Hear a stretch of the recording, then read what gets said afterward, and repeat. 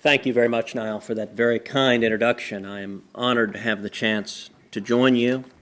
I appreciate your leadership here at the Margaret Thatcher Center for Freedom at Heritage. Both the center and your work embody the very special relationship between our two countries. And I want to thank in particular my good friend Senator Jim DeMint for his extraordinary leadership here at Heritage and the incredible difference he makes each and every day. It is a privilege to be with you. You know, I'm reminded at the outset of one of my favorite stories involving Lady Thatcher, and it has to do with my tenure as Solicitor General in Texas. About a decade ago, when I was SG, my boss, Attorney General Greg Abbott, getting ready to be the next governor of Texas, was preparing to argue in front of the U.S. Supreme Court in defense of the Texas Ten Commandments monument.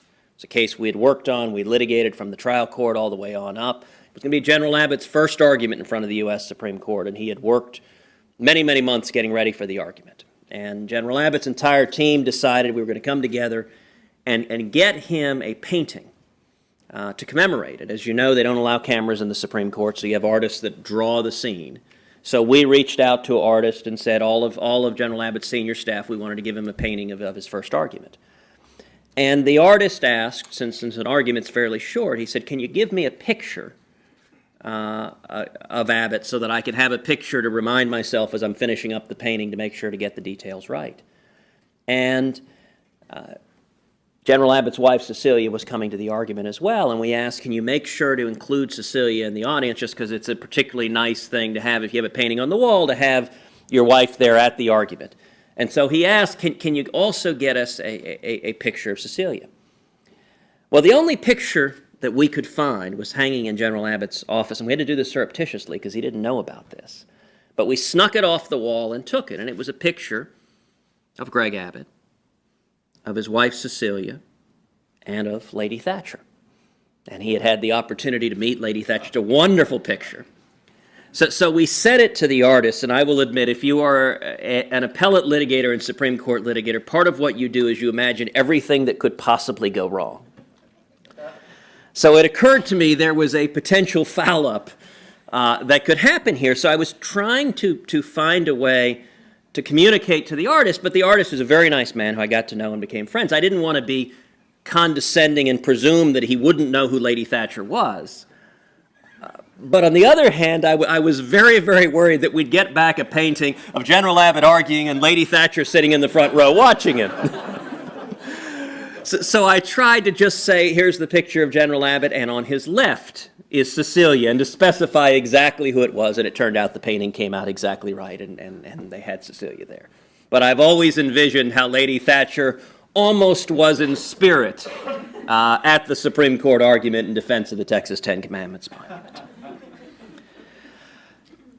You know, we're gathered here today to talk about one of the greatest resources that America has traditionally enjoyed, which is the power of our friendships across the globe. One of the sad legacies we've seen of the last 6 years is a fraying of friendships and alliances across the world.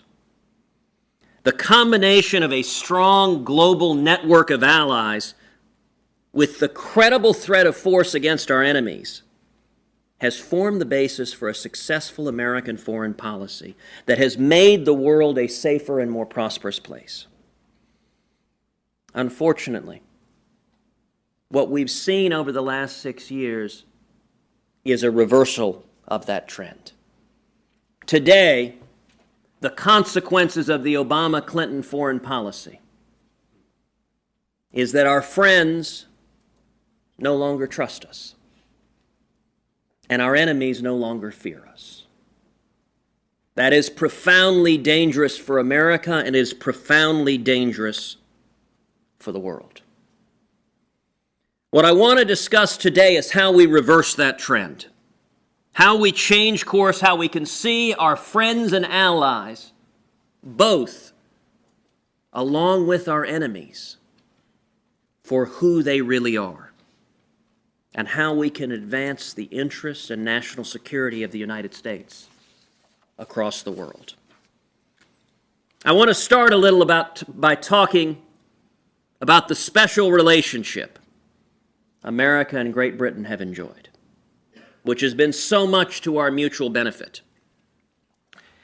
It has to be admitted, though, however awkwardly, for purposes of a speech on friendship at the Margaret Thatcher Center, that the United Kingdom was actually our first major enemy. But it's an excellent lesson in how relationships can change. The ties of language and culture and values that stretch across the Atlantic proved far stronger than the unpleasantness that took place between 1775 and 1850. Perhaps our strongest bond is a shared commitment to the democratic principles that have survived from antiquity, a tradition that in Britain emerged in the shade of a large tree when King John signed the Magna Carta on June 15th, 1215. A momentous acknowledgement that even a monarch can be subject to the rule of law. When we honor the 800th anniversary of the Magna Carta next year, we'll be celebrating the bedrock of the free systems of both the UK and the United States. It will be an important opportunity for us to reaffirm our commitment to the rule of law as outlined in the Constitution, which is based on the principles of separation of powers laid out in the Magna Carta, namely that no man is above the law, especially not the President of the United States. That is an admonition that is particularly relevant today, as we see a president who routinely disregards the constitutional limitations on his authority and the principles of separation of powers and federalism. We are reminded today of the admonition of Thomas Jefferson that our Constitution serves as chains to bind the mischief of government. Well, there is plenty of mischief in Washington, D.C. today. Another great milestone for liberty occurred in 1689 when King William and Queen Mary signed the Bill of Rights that established the fundamentally Republican principles, that's small r, of Great Britain, including the need for Parliament to consent to the suspension or execution of laws, the right to free speech, and the protection against cruel and unusual punishment. This remarkable achievement, in turn, inspired the audacious inhabitants of the British colonies in the New World to demand these same freedoms. And when they were denied, they took matters into their own hands. With the benefit of hindsight, it could be argued that this was an act befitting the descendants of men and women who had pledged to respect, but not to idolize, their sovereign. The United States quickly proved itself a unique ally to Great Britain, and the so-called special relationship was born. Our friendship is so profound today that the very notion that we were once sworn enemies seems so strange as to be laughable. Indeed, we have weathered some of the darkest hours together, fighting in the 20th century through the trenches of 2 world wars, as well as side by side winning the Cold War. It is a particular honor to address you today in the context of that friendship, and particularly in the memory of Margaret Thatcher. In the distinguished pantheon of great British friends to the United States, including such luminaries as Winston Churchill, whose bust, I might note, sits in my office. There is perhaps none greater than Lady Thatcher. In no small measure, because of the profound friendship and alliance she had with her American counterpart, Ronald Reagan. It is truly a demonstration of God's providential hand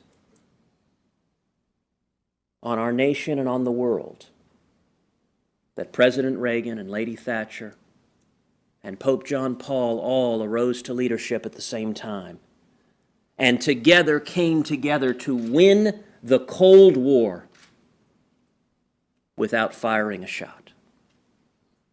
If there has been a greater victory for peace, for the freedom of more people across the globe, I know not what it is. This was a classic example of an alliance projecting a strength that is substantially more than the sum of its parts. As Reagan and Thatcher together reversed the policy of détente towards the Soviets and instead followed the simple strategy: we win, they lose. A strategy which I might note the cognoscenti in both Washington and London tittered upon hearing it, as it being unlettered, as it being Philistine, as it not understanding nuance. And yet it proved principled in insight in a way that far surpassed prior approaches. Most recently, our countries have found ourselves fighting alongside each other again, this time in the front lines in the war against radical Islamic terrorists. We've seen brutal terrorist attack on our own soil and on British soil. We've seen radicalized citizens of both nations travel to the Middle East to join terrorist groups like ISIS, in a stark demonstration of how closely we're aligned. When ISIS began its vicious rampage of staged beheadings this summer, the first victim was an American, Jonathan Foley, and the second was Steven Sotloff, a dual Israeli-American citizen, and the third was British, David Haynes. In addition, one of the most recent victims, the photojournalist Luke Summers, was a dual U.S.-UK citizen. His al-Qaeda captors didn't make a distinction between our countries when they shot him during a rescue attempt last Saturday. For them, all representatives of free and tolerant societies are equally abhorrent. A fact that makes today a critical opportunity to reaffirm our commitment to our shared interest and values as we continue partnering with the UK in this fight against this vicious enemy. Part of this partnership is securing our mutual economic prosperity. And one initiative in particular that has been raised here by the Heritage Foundation is noteworthy, which would be a free trade deal with the UK should it choose to leave the European Union after the projected 2017 referendum.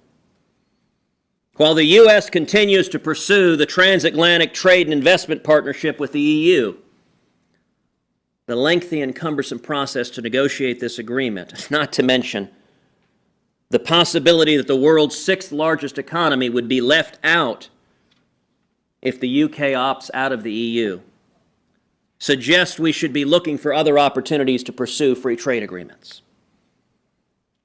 As Niall Gardner and Theodore Bromwich here at Heritage have both argued, such an agreement between the U.S. and the UK would be an opportunity to mutually deregulate our economies, in contrast to the TTIP, which is proving an exercise in, quote, harmonizing regulations.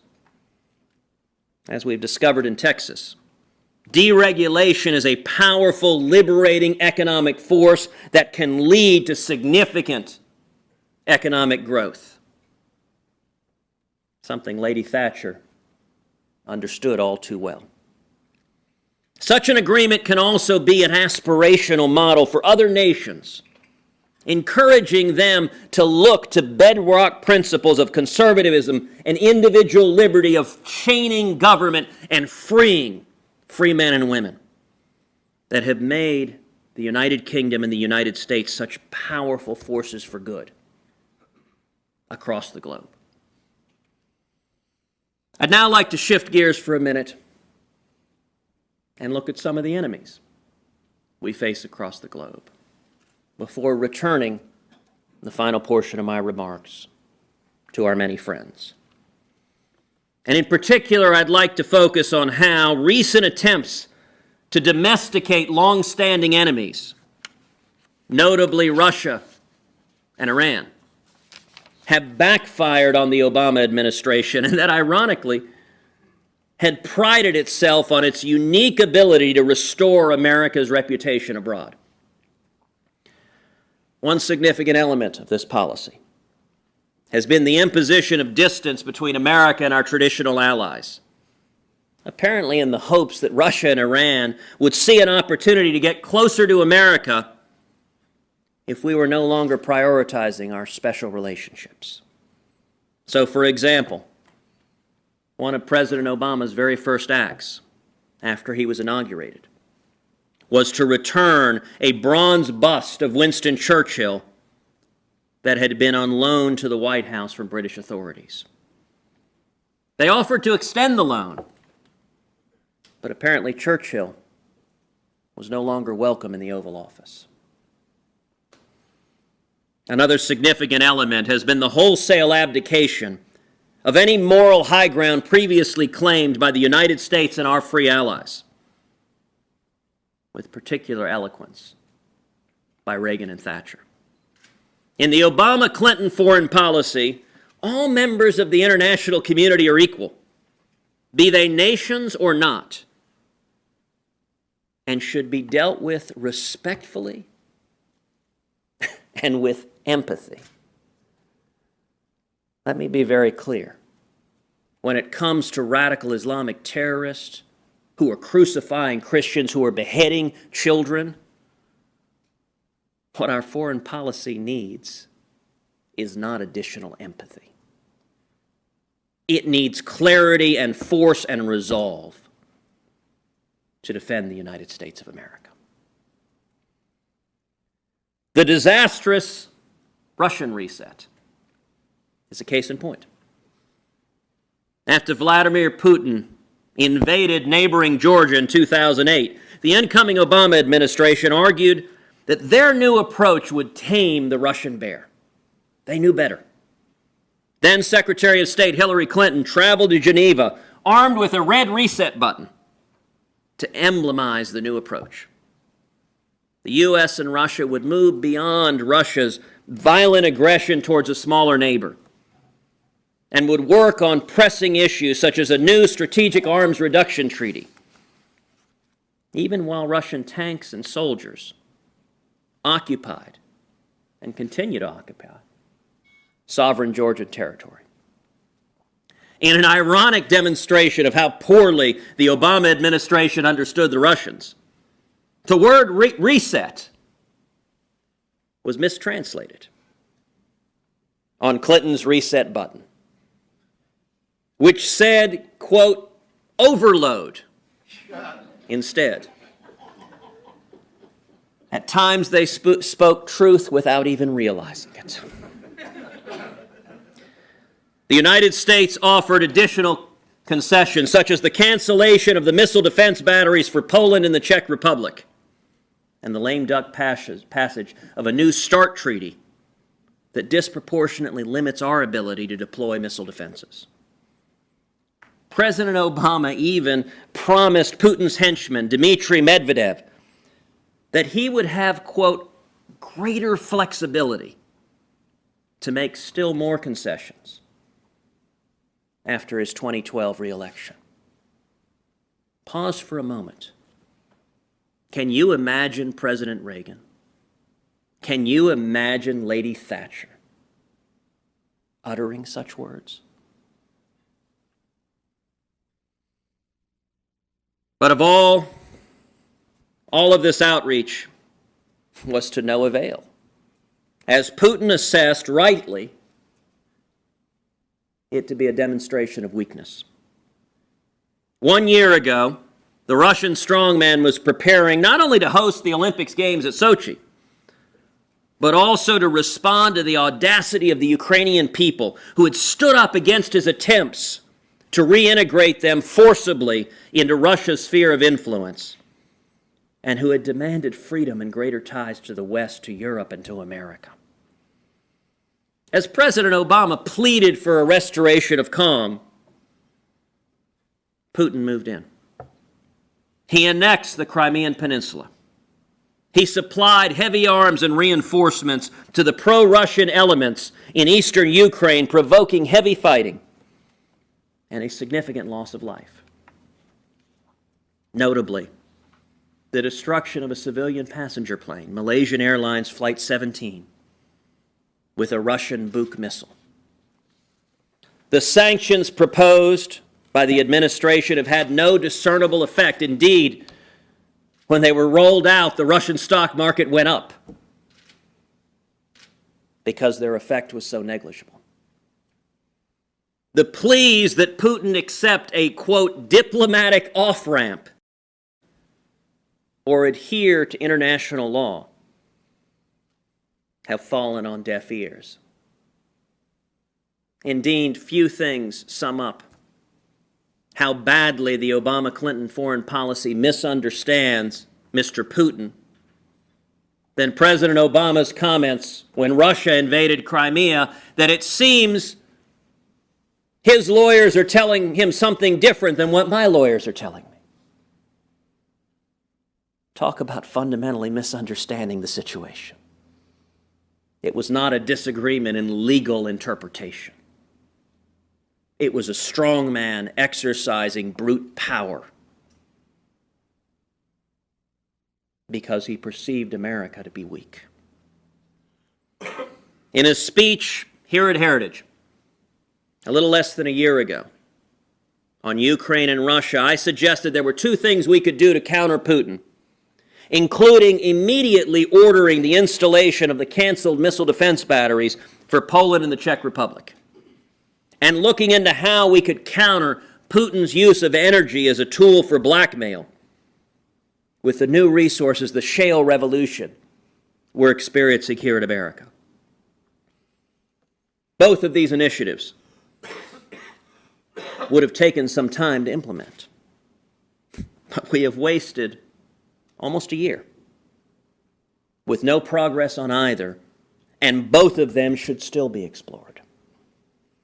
Given Putin's behavior over this period, we might want to consider additional actions, such as investigating options to get America out of the New START treaty that is restricting our options while doing nothing to modify Russia's bad behavior. We should also step up and provide lethal aid to our Ukrainian allies. When President Poroshenko addressed Congress in September, he made a compelling case for that assistance. He told us that he could not fight Russian tanks and missiles with blankets alone. I would note my colleagues in Congress in both parties, in both houses, repeatedly stood to our feet to applaud the notion that America would stand with the Ukrainian people, not just with empty promises and empty blankets, but with a resolve to honor the treaty commitments we have to stand with Ukraine.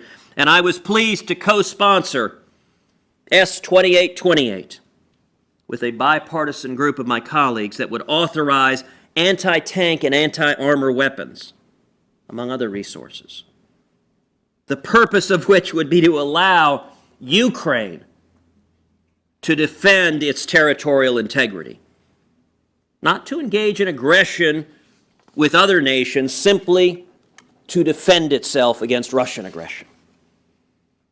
Yet the stated policy of the Obama administration remains to withhold the help on the grounds that it might provoke Russia. With all due respect, I think Russia has already been provoked. Weakness is provocative.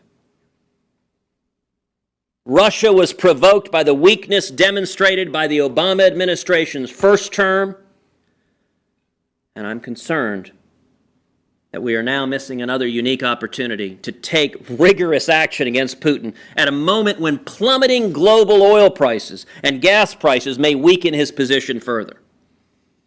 Indeed, my friend and colleague John McCain has a memorable way of describing Russia as a gas station with a country attached. Under Putin, Russia has become a petro-dictatorship, almost exclusively dependent on energy for its economic prosperity and international clout. The fall of the price of oil threatens Putin just as it did the Soviets in the 1980s. And Putin still faces at least some judgment from his own people. And the 2016 Duma elections may prove a referendum on his ongoing rule. Extended energy production that would undermine Putin's monopoly, combined with robust support for our allies in Europe, might well encourage the Russian people to choose a different path. A second demonstration of the Obama administration's policy of outreach to our enemies concerns the nation of Iran. As with Russia, the president came in with preconceived notion that Iran could be turned from an enemy to a friend. In his first inaugural, he declared, quote, "To those who cling to power through corruption and deceit and the silencing of dissent, know that you are on the wrong side of history, but that we will extend a hand if you are willing to unclench your fist." Soon thereafter, President Obama clarified in an interview that he was referring to the nation of Iran. On June 4th, 2009, the president traveled to Cairo to proffer an olive branch to Iran, declaring that despite all the hostage-taking and terror attacks of the last 3 decades, Obama offered a fresh start, another reset, if you will. Quote, "Rather than remain trapped in the past, I have made it clear to Iran's leaders and people that my country is prepared to move forward. The question now is not what Iran is against, but rather what future it wants to build." Just 8 days later, when the Green Revolution erupted over the fraudulent re-election of Mohammad Ahmadinejad, it'd be easier if his name were Smith. Look, a Cuban Texan, there are limits to how many syllables we put in our names. The Iranian people tried to move forward to a new future. But the president and his then Secretary of State chose not to back the protesters agitating for democratic reforms. They let the Green Revolution wither as activists crying out for America were shot in the streets. This failure to act seemed inexplicable at the time, as the liberalization of Iran's theocratic government that frankly declares its intention to declare America and our allies while pursuing nuclear weapons capability and serves as the world's leading state sponsor of terrorism would seem a no-brainer. Here's a hint.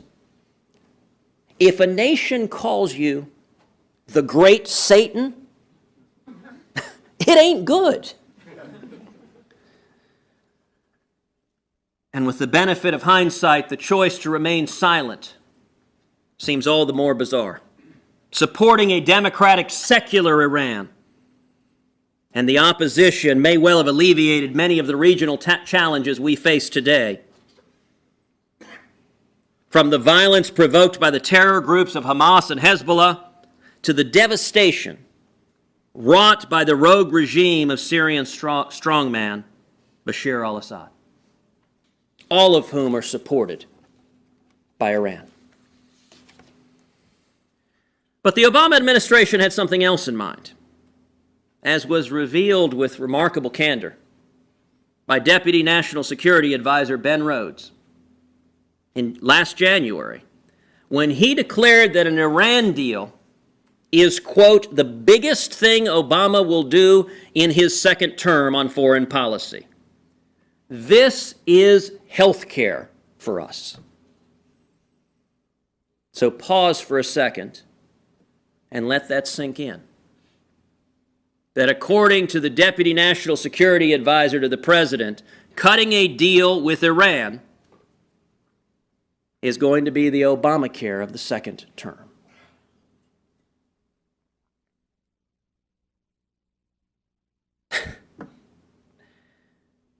It's difficult to imagine something more dangerous. Just as Obamacare, the quote, signature achievement of the first term, was designed to fundamentally remake our economy here at home, so an Iranian nuclear deal, foreseen as the signature achievement of the second term, would fundamentally transform America's global posture from the leader of the free world to a dutiful and subservient member of the international community. As it turns out, the administration's myopic focus on negotiating an Iran deal, even a terrible Iran deal, blinded them to other threats. Notably, Putin preparing to invade Ukraine and the threat of ISIS in Syria, both of which were gathering at the time Mr. Rhodes made these remarks and have been allowed to rampage largely unchecked through 2014. At the same time, President Obama has made concession after concession to the Iranian regime to keep them at the negotiating table. Iran has received billions of dollars in economic relief, not only under the original Joint Plan of Action, but also under two subsequent extensions when the negotiations failed to reach a deal. Meanwhile, no centrifuges have been dismantled. No enriched uranium has left Iran. Their ICBM program, which isn't even a part of the negotiations, continues unchecked. And it might be noted, Iran is not developing an ICBM program in order to launch telecom satellites into orbit. The ICBM program of Iran exists for one purpose and one purpose only, and that is to carry weapons of mass destruction to America and to our allies and to murder potentially millions of Americans. There are frequent reports of Iran's cheating, even under the weak terms of the JPA. Most recently, allegations that Iran is purchasing more equipment for its heavy water reactor at Arak, which could produce plutonium for a nuclear bomb. And Iran continues to abuse the American citizens it has unjustly detained, most notably Pastor Saeed Abedini and Amir Hekmati. Robert Levinson remains unaccounted for. And just days before the most recent extension of negotiations were announced, Tehran announced another extension, this time of the jail sentence for Washington Post reporter Jason Rezaian on, quote, unspecified charges against the Iranian regime. I say to our friends here in the Fourth Estate, what does it say that the government is happily negotiating with the Iranian mullahs while allowing an American journalist to stay in the squalor of an Iranian prison? What does it say about the values and strength of this administration? It is beyond time to recognize that the administration's Iran policy is a dismal failure, the single greatest threat to U.S. national security we face today. And it is time to start treating Iran's leaders like the enemies they are, while making it clear to the Iranian people that there is a pathway to better relations with the United States. In fact, we have right now a significant opportunity to re-exert pressure on Iran. As with Putin, even with the relaxation of economic sanctions under the JPA, plummeting global oil prices threaten Iran's still fragile economy. Rather than extension after extension after extension of negotiation and relaxations of sanctions, now would be an opportune moment to set a new course. We should declare the nuclear negotiations a failure and move instead to reimpose sanctions right now and make them all the more crippling. We can make clear how those sanctions might be relieved. Indeed, I filed legislation that would do precisely that, reimpose sanctions, strengthen them, and then lay out a clear path to lifting those sanctions. That path would involve Iran dismantling all 19,000 centrifuges, handing over all of its enriched uranium, dismantling its ICBM program, and stopping being the world's leading state sponsor of terrorism. With leaders like Khomeini and the mullahs in Iran, we need more stick and a whole lot less carrot. At the same time that we stand with resolve against nations like Russia and Iran,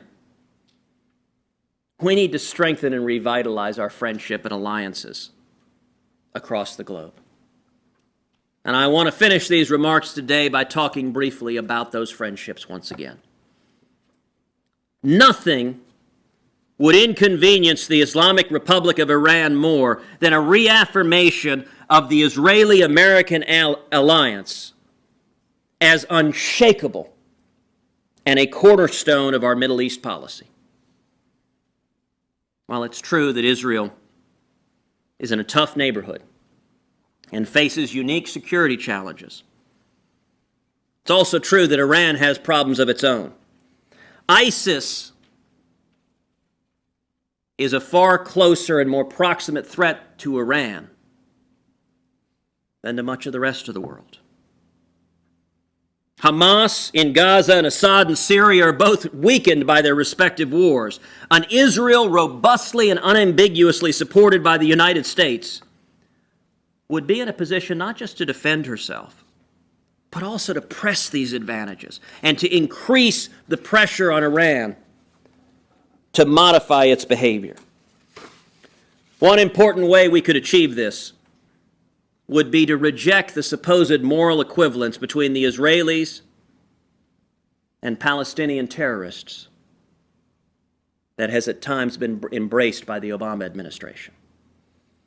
In recent days, there have been disturbing reports that the White House was considering economic sanctions against Israel in retaliation for what it views as settlement activity in Israel's capital, Jerusalem. Reports that for several days the administration refused to dispute before belatedly and half-heartedly disagreeing with those allegations.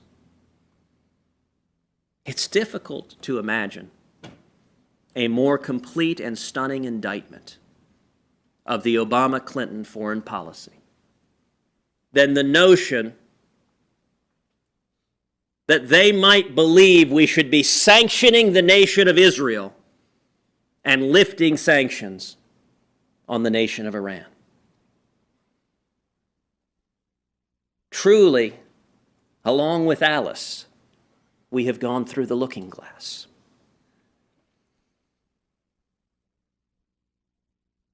In addition, the administration has let it be known that if language is properly softened, it may not automatically block a Palestinian bid for a Security Council resolution demanding that Israel withdraw to the untenable 1967 lines. For those concerned about the friendship of Israel, think for a second what this administration is saying, that no longer, if the Obama administration continues on this path, can America be counted on to stand on the Security Council against efforts to undermine the nation of Israel. That is profoundly dangerous. I was therefore particularly pleased that just yesterday, the Senate unanimously passed S-Con Resolution 107, which I authored, which condemns the use of civilians as human shields by Hamas and condemns it as a war crime. This is a bipartisan piece of legislation that was co-sponsored in the Senate by my Democratic colleagues Kirsten Gillibrand and Joe Manchin. Passed the United States Senate yesterday 100-0. We are hopeful and optimistic that the House counterpart, led by Republican Ileana Ros-Lehtinen and Democrat Ted Deutsch, will pass this week. Again and again during the Gaza operation, the world condemned Israel, not Hamas, for the loss of civilian lives. Even some of our closest allies joined the chorus, predictably, led by the United Nations Human Rights Council, which voted last July to form a commission of inquiry not into what Hamas did, but into Israel's action defending itself from rockets and terror tunnels designed to kidnap and murder children. The UN Human Rights Council has failed yet again to draw any distinction between Israel's acts of self-defense and the terrorist aggression of Hamas. But my colleagues and I, all 100 members of the United States Senate, understand that the use of human shields by Hamas makes this distinction crystal clear. As Prime Minister Netanyahu so powerfully put it, we're using missile defense to protect our civilians, and they're using their civilians to protect their missiles. Would that we had such clarity from the current administration in America. This quote leads me to one of the most productive of U.S.-Israeli collaborations, which is in the field of missile defense. One of the least objectionable things about the NDAA that is on the Senate floor this week is the ongoing funding for the Israeli defense system, starting with the Iron Dome that proved so effective against Hamas's rockets this year. In addition, we need to continue to partner on the systems to counter longer-range missiles, notably David's Sling and Arrow 2 and 3, which will protect Israel from Iran's weapons and could well prove a game changer of the sort that President Reagan's original brainchild, the Strategic Defense Initiative, did against the Soviets. As Reagan later recalled, quote, "I called a meeting of the Joint Chiefs of Staff, our military leaders, and I said to them, every offensive weapon invented by man has resulted in the creation of a defense against it. Isn't it possible in this age of technology that we could invent a defensive weapon that could intercept nuclear weapons and destroy them as they emerge from their silos?" So SDI was born, and very shortly some in Congress and in the press named it Star Wars. If I had to choose the most important reason on the United States side for the historic breakthroughs that were to occur during the next 5 years in the quest for peace and a better relationship with the Soviet Union, I would say the Strategic Defense Initiative, along with the overall modernization of our military force and the revival of U.S. economic power, would be front and center. Just as the combination of economic pressure and the pressure to keep up with SDI brought down the USSR, so a modern version of this policy, implemented in concert with Israel, might achieve similar results against Iran. The good news is that Great Britain and Israel are only two of the many friends the United States has around the world who have no interest in exchanging our alliance for one with a totalitarian alternative. Our friends in Asia, from India to South Korea to Japan to Taiwan, have resolved to resist the concerted campaign of territorial expansion by the People's Republic of China. We also have significant trade opportunities in Asia, from the bilateral investment treaty we have been negotiating with India for 10 years to the Trans-Pacific Partnership. The tiny Baltic nations, all NATO allies, have maintained their independence and are actively seeking to increase their westward rather than eastern integration. Energy partnerships, particularly in LNG, have formed a significant part of this effort, and the United States should move aggressively to support them. I would note this last May when I traveled to Ukraine and Poland and Estonia, as well as the nation of Israel. In all four nations, our friends and allies said the same thing. They would grab you by the shoulder. They'd say, "Where is America?" When America recedes from the world is more dangerous. We need America as the one indispensable nation. In our own hemisphere, our neighbor, the nation of Mexico, is emerging as a partner in the energy renaissance that can make North America finally energy independent.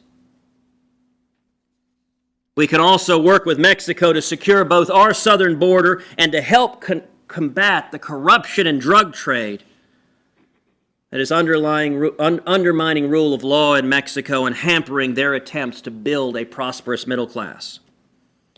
And this is just waiting to happen. You know, many of us have seen the satellite photo of the Korean Peninsula. That satellite photo shows South Korea lit up at night with prosperity, with abundance. And then the line demarking South and North Korea drawn like a finger from the hand of God. And above that line, darkness.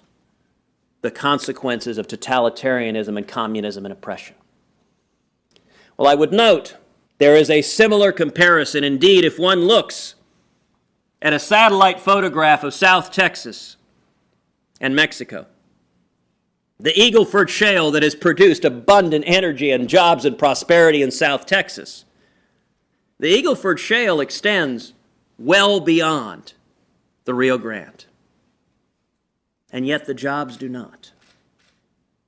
Indeed, I have that satellite photograph here, and one can see like a line cutting across a river that should not otherwise be visible at night. But it is for the simple reason that Mexico's legal system has not created an environment that has encouraged and allowed the development of their natural resources. I'm encouraged that the new government in Mexico is reforming their laws and constitution to enable them to work hand in hand in partnership with us to develop those resources and to strengthen our friendship. I could go on, but this list is meant to be illustrative rather than encyclopedic. And the point being that these opportunities are still ours for the taking. But it's high time we started taking yes for an answer with our friends. My travels this year, I've seen over and over again a palpable sense of puzzlement from our allies, notably from the Poles, alarmed by the cancellation of missile defense batteries proposed for Poland and the Czech Republic, to the Canadians, mystified by the failure to approve the Keystone Pipeline. Politely, but urgently, our allies try to explain why these projects are so important to them, not only for practical and immediate security and economic interest, but also as important tangible demonstrations of their connections to America. While the missile defense for Eastern Europe was originally planned to guard against Iran's ICBM program, they could also have sent a powerful signal to Putin's Russia that the United States remains actively engaged in the defense of our allies in the region, and may well have deterred him from acting so aggressively towards them.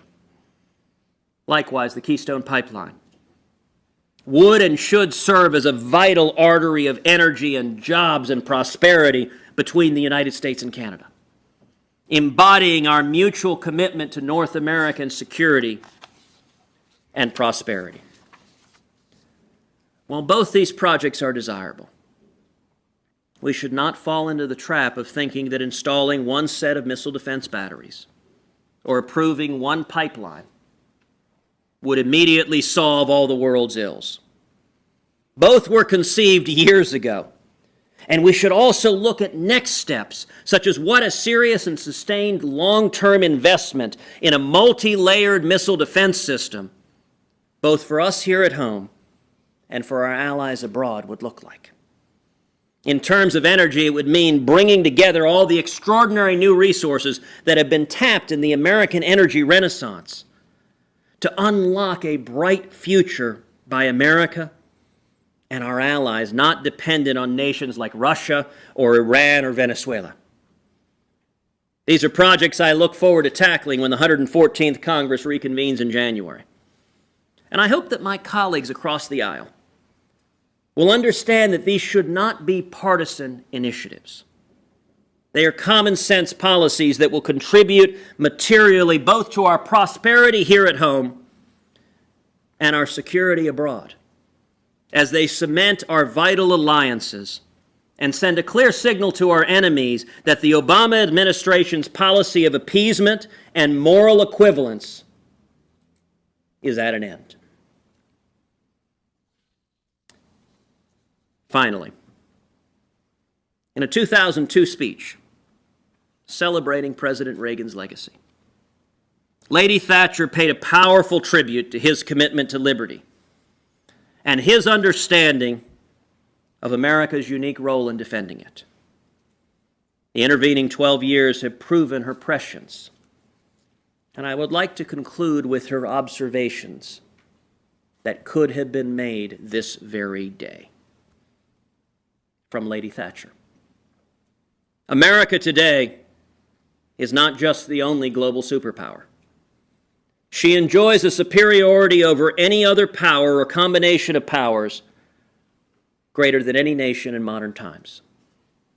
This also places on her shoulders an awesome responsibility. For the United States, as for any country, national interest must come first, and without apology. But America's interests are so vast that no region lies beyond them. This has three implications, each full of significance for the future. First, America must remain strong.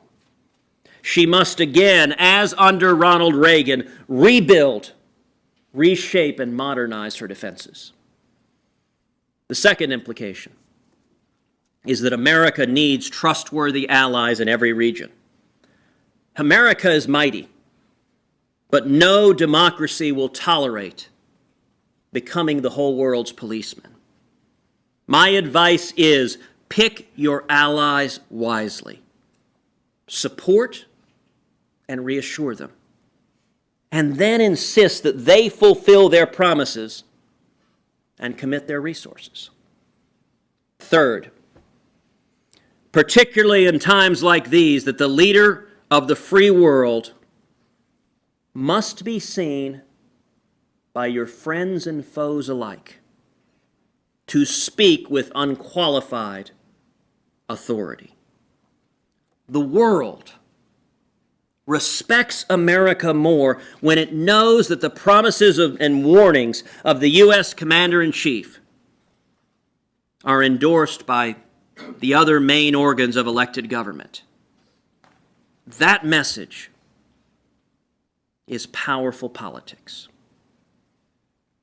and it has the still greater merit of being true. Then, as now, we should heed the words of Lady Thatcher. We should embrace peace through strength. We should stand by our friends, and we should defend the values of the United States of America. Thank you.